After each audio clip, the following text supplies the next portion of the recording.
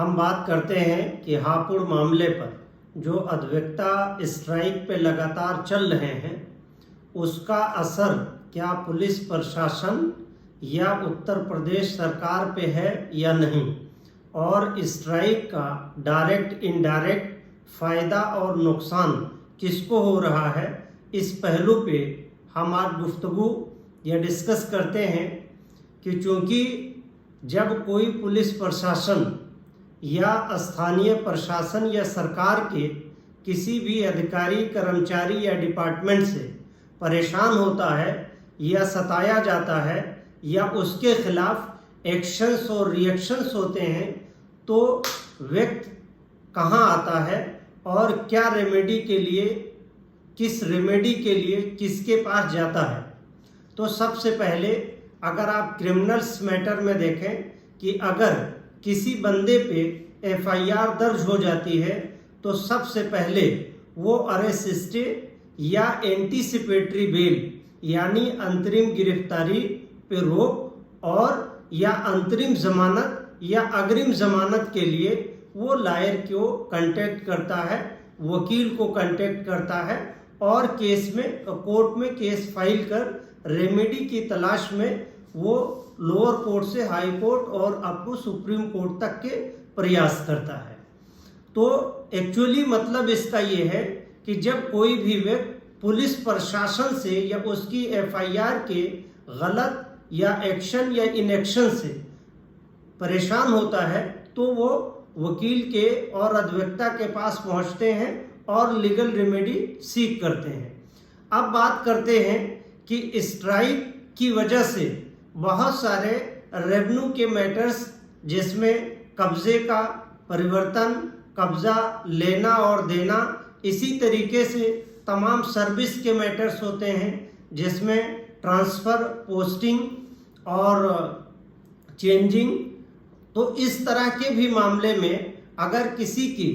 Government अफसर की किसी के ट्रांसफ़र इलीगल होते हैं या ट्रांसफ़र के पीछे कोई रीज़न होता है या कोई बहुत हार्मफुल चीज़ें होती हैं, तो उसके लिए भी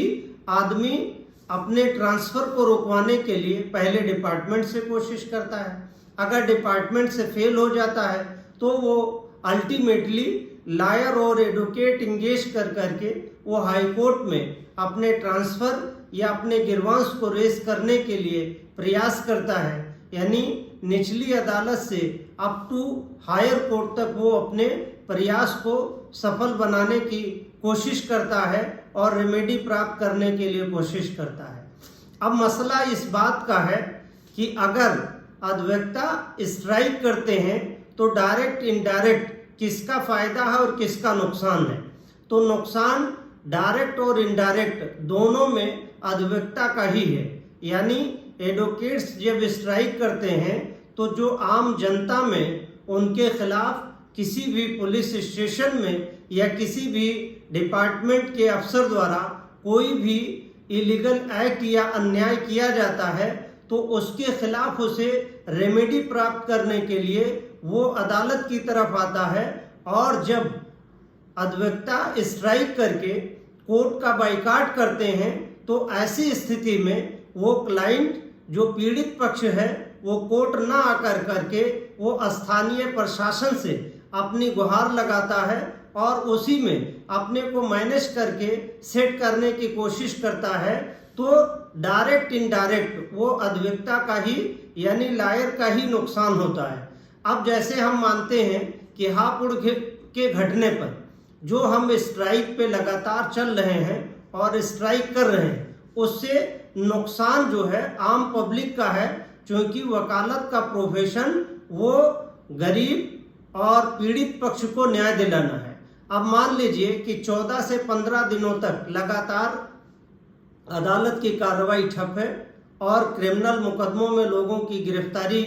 हो रही है, जेल भरे जा रहे हैं और ऐसे मामले में जिसमें ट्रायल चल रहा था, 1, 2 पेशी 3 पेशी का वारंट था जो तुरंत वारंट रिकॉल हो जाता, लेकिन पुलिस ऐसे भी मामलों में गिरफ्तार कर करके जेल भेज रही है। तो अब डायरेक्ट इनडायरेक्ट हम पुलिस के खिलाफ एक्शन लेने की बात कर रहे हैं और क्लाइंट को कोर्ट से रिलीफ देने में असमर्थ हो रहे हैं, क्योंकि स्ट्राइक है, अदालतें बंद हैं, अदालतों में कामकाज एकदम ठप है। तो ऐसी स्थिति में हमारी स्ट्राइक की वजह से पुलिस का ज्यादा फायदा हो रहा है। एक तो वो एफआईआर लिखते हैं, इन्वेस्टिगेशन करते हैं, उसमें वो अन्याय करते हैं, उसमें गलत कर करके परेशान करते हैं, और दूसरी तरफ जो आदमी अपनी तथ्य को, अपनी बात को रख करके अदालत में रेमेडी प्राप्त कर सकता था, अल्टीमेटली अदालत बंद होने की वजह से वो क्लाइंट अदालत ना आकर के फिर वही पुलिस में मैनेज करने की कोशिश कर रहा है।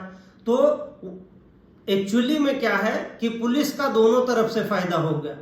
गवर्नमेंट के डिपार्टमेंट का दोनों तरफ से फायदा है कि एक वो मारे भी और रोने भी न दें, तो अल्टीमेटली जो उनसे पीड़ित है वो मजबूरन उन्हीं के पास लौट करके फिर अपनी रेमेडी तलाश करता है। ऐसे मामलों में, स्ट्राइक के मामले में अधिवक्ता का डबल नुकसान है। एक तो ये है कि जिस घर में हम रहते हैं उसी घर में हमने कामकाज को ठप कर रखा है, यानी हम वकालत करते हैं, हाईकोर्ट में वकील हैं, तो हाईकोर्ट को हमने एकदम ठप कर रखा है और 15 दिनों से कामकाज बिल्कुल पूरी तरह से बंद है। अब ऐसी स्थिति में हम तो पुलिस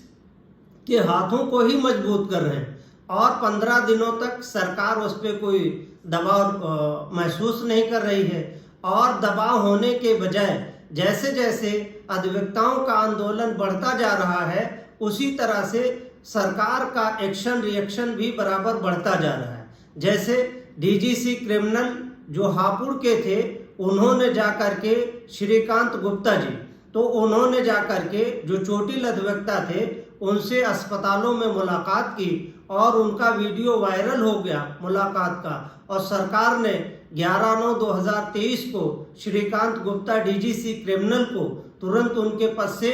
हापुड़ के पद से हटा दिया। तो ऐसे मामलों में सरकार तो डबल फायदे में है, यानी अदालत से जो भी कार्रवाई होती है 90% उसमें गवर्नमेंट के खिलाफ पिटीशन फाइल होती है, बेल फाइल होती है, जेल में जो रहते हैं उनको बेल मिलती है। वो सारे ऐसे ऑर्डर्स जो होते हैं ऑनरेबल हाई कोर्ट में, वो 90% 80% स्टेट के खिलाफ होते हैं, और जब अदालतें या high court, honourable high court बंद होती है तो ऐसे मामलों में 80% जो स्टेट के खिलाफ high court, honourable high court order किया करती थी वो भी स्टेट का फायदा हो रहा है। तो ऐसी स्थिति में हम सरकार पे ना तो दबाव बनाने में सक्षम हो पा रहे हैं और ना ही हमारे गिरवांश को डील हो पा रही है। ऐसी स्थिति में हम लोगों को ये चाहिए कि अदालत में जो कॉग्निजेंस लिया है, यानी PIL नंबर 2099/2023 इनरी bar council of Uttar Pradesh के मामले में 3 जजेस की कमेटी 9/9/2023 को माननीय चीफ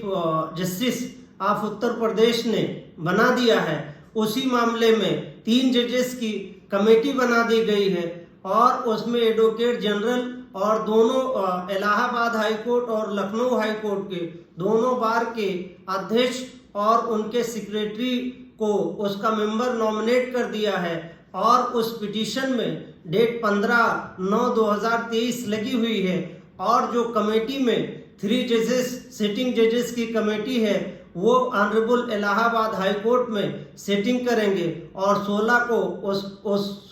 कमेटी की कार्रवाई की शुरुआत होगी। ऐसे मामलों में हमको चाहिए या अधिवक्ता को चाहिए कि पूरी तरह से अपनी बात अदालत में रखें और अदालत से DGP, state government chief secretary और जो कंसर्निंग डिपार्टमेंट है होम, उनके खिलाफ आदेश जारी हो और उनको आदेशित किया जाए कि जो हापुड़ में वकीलों पे लाठीचार्ज हुई है उस पे कॉग्निजेंस लेकर उनके खिलाफ कार्रवाई करें और उनको अधिवक्ताओं को न्याय प्रदान करने की कोशिश करें, और जो हाईकोर्ट में कामकाज ठप है उसको बेहतरीन तरीके से, जो पुलिस के सामने हमारे लिटिगेंट जा रहे हैं जिनको न्याय नहीं मिल रहा है, अदालत बंद होने की वजह से वो ऑलरेडी उन्हीं के पास जा रहे हैं, जिनसे मारे जा रहे हैं उन्हीं के पास फिर पलट के जाना पड़ता है। तो ऐसे जनता के हित के लिए अधिवक्ताओं को सोचना पड़ेगा और शासन प्रशासन पर दबाव बनाने के लिए और अधिवक्ता प्रोटेक्शन एक्ट लाने के लिए एक नए सिरे से नई बात पे विचार करना पड़ेगा और उसकी स्ट्रेटजी बनानी पड़ेगी। आज सिर्फ यहीं तक, अगली बार मिलते हैं फिर एक इंफॉर्मेटिव वीडियो के साथ। शुक्रिया, धन्यवाद।